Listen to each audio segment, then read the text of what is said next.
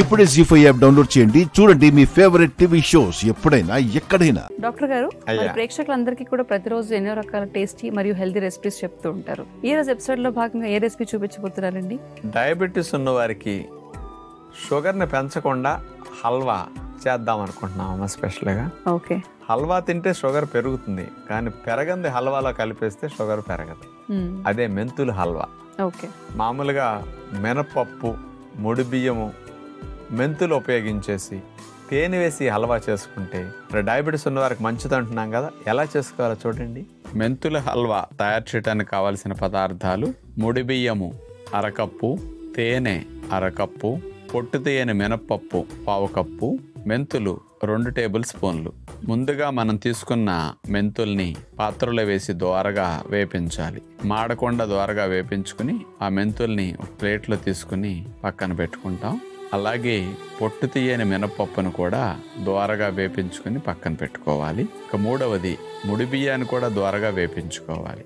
వేగేసరికి colour కొద్దిగా మనకి మారి తెలుస్తుంది కదా, అట్లా 3 సిద్ధం చేసుకుని ఆ వేడి చల్లారే వరకు పక్కన పెట్టుకుంటాం. ఆ తర్వాత మిక్సీ జార్ తీసుకుని అందులో మెంతులు, అట్లాగే వేపించిన ముడి బియ్యం, వేపించిన మినపప్పు, ఈ మూడింటిని మెత్తగా పౌడర్ చేసేసుకుంటాం.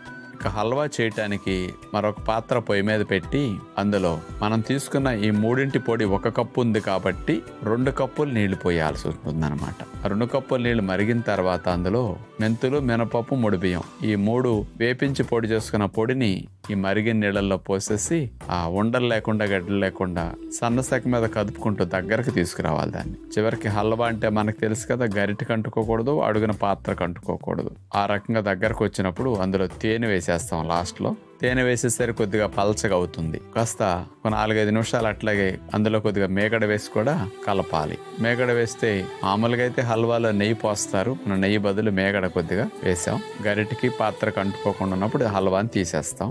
మరి మెంతులు ఉపయోగించి చేసిన హల్వా కాబట్టి డయాబెటీస్ ఉన్న వారికి ఫ్రెండ్లీ హల్వా అని చెప్పొచ్చు. తక్కువ తేనె ఉపయోగించడం జరిగింది ఇక్కడ.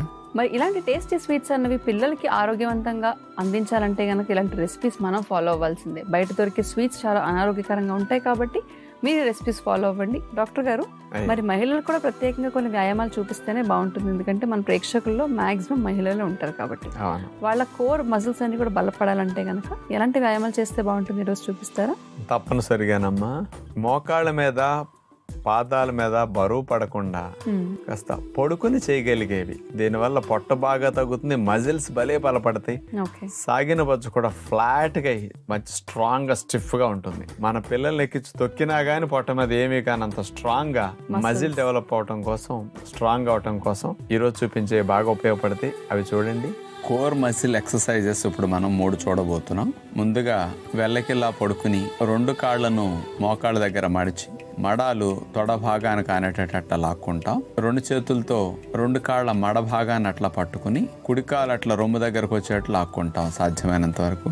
ఆ తర్వాత కుడికాలు ఆనిచ్చి ఎడమకాలను పైకి లేపి రొమ్ము దగ్గరకు వచ్చాడు కాళ్ళని అట్లా లాక్కుంటాం. ఆల్టర్నేటివ్ గా చేసుకుంటూ ఉండాలి ఇట్లా. దీనివల్ల పొట్ట కింద భాగం, పొట్ట పై భాగం బాగా తగ్గుతుంది. ఇలా ఒక 10-15 రౌండ్స్ చేసిన తర్వాత పొట్ట బిగవటానికి ఉపయోగపడే రెండో వ్యాయామంగా వెల్లకిలా మళ్ళా పడుకుని కాళ్ళు చాపేస్తాం. తల వెనకాల భాగంలో చేతులు స్ట్రైట్ గా పెట్టి చాపేస్తాం. ఎడమ కాలు పైకి లేపుతాం. కుడి చేతిని పైకి లేపి కుడి చేత్తో ఎడమ పాదాన్ని తాకాలి. ఈసారి ఎడమ చేత్తో కుడి పాదాన్ని మళ్ళీ తాకాలి. అట్లా ఒకసారి ఎడమ కాలు, ఒకసారి కుడి కాలు. కాలుకి ఆపోజిట్ హ్యాండ్ అట్లా తీసుకొచ్చి టచ్ చేస్తూ ఉంటాం అనమాట. దీనివల్ల చూడండి పొట్ట భాగం, పొత్తికడుపు భాగం బాగా తగ్గుతుంది, గట్టిగా బిగుస్తుంది ఆ భాగం. కోర్ మజిల్ ఎక్సర్సైజ్ లో ఇది బెస్ట్ అని చెప్పొచ్చు. మూడవది, ఎట్లా వెల్లకిలా పడుకున్న తర్వాత 2 కాళ్ళని మోకాళ్ళ దగ్గర మడిచి నడుమును పైకి లేపి చేతులు వెనక సపోర్ట్ పెట్టుకోవాలి. ఇట్లా పెట్టిన తర్వాత పాదాలను కొంచెం ముందుకు జరిపి సీటుని నడుముని అంత పైకి లిఫ్ట్ చేస్తాం. ఆర్చ్ లాగా శరీరాన్ని బెండ్ చేయాలి.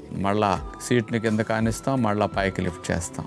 ఇదే విధముగా ఒక 8-10 రౌండ్స్ చేయగలిగితే పొట్ట భాగానికి బాగా మంచిది. దీని ద్వారా కూడా భవిష్యత్తులో అసలు నడుము నొప్పులు రాకుండా నడుము భాగం కూడా వెన్నుపూసలు భాగం కండరాలు వీపు భాగంలో ఉండేవి కూడా బలపడతాయి. బ్యాక్ పెయిన్ నెక్ పెయిన్ రాకుండా కూడా బాగా సపోర్ట్ చేస్తాయి. చూసారుగా, మరి మహిళలకు ప్రత్యేకంగా ఈరోజు డాక్టర్ గారు చూపించిన ఈ వ్యాయామాలు మనందరికీ పనికొస్తూ ఉంటాయి. కాబట్టి మీరు టైం దొరికినప్పుడల్లా ఇలాంటి వ్యాయామాలు చేసుకోవడానికి ప్రయత్నించి చూడండి. ఆరోగ్యంగా ఉండండి. నమస్కారం అండి. ఆరోగ్యమే మహాయోగం కార్యక్రమానికి స్వాగతం. మీ పేరు చెప్పండి.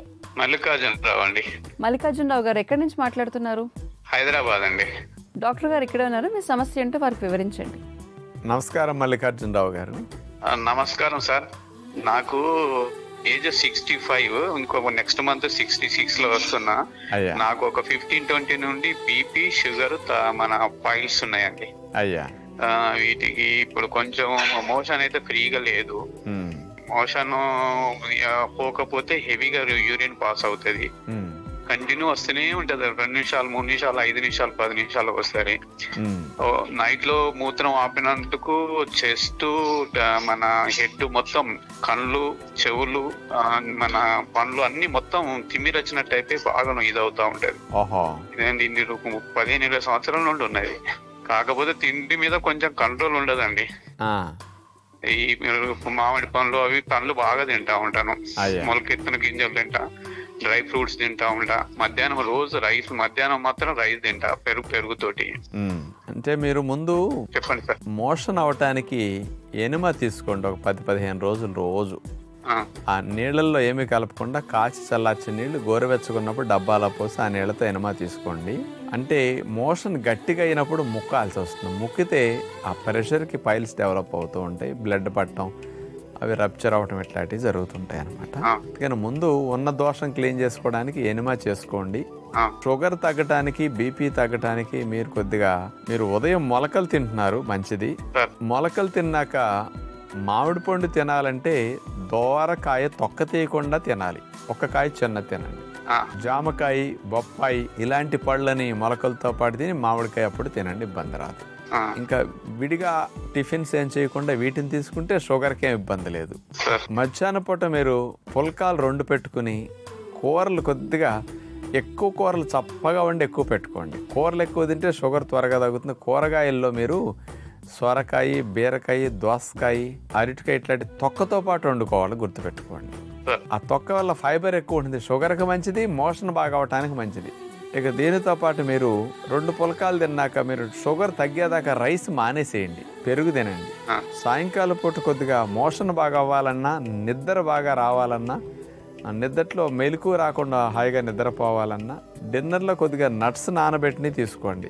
ఈ ఆహారం 3 పూట్ల తీసుకుంటుంటే షుగర్కి మంచిది, బీపీకి మంచిది. ఎందుకంటే మార్నింగ్ ఉప్పేసినవి తినలేదు, సాయంకాలం ఉప్పేసినవి తినలేదు, మధ్యాహ్నం ఒక్కసారి ఆహారం వండినందువల్ల ఉప్పు లేకుండా ట్రై చేయండి. ఉప్పు లేకుండా తినలేదు, ఉప్పు తగ్గించి తింటానికి ట్రై చేయండి. మీరు సాయంకాలం 5:30 కల్లా నీళ్ళు ఆపేసేయండి. 6 డిన్నర్ ఇట్లాంటి నట్స్, ఫ్రూట్స్ తినేయండి. నైట్ ఇక ఆహారం తినకండి, నీళ్ళు తాకండి.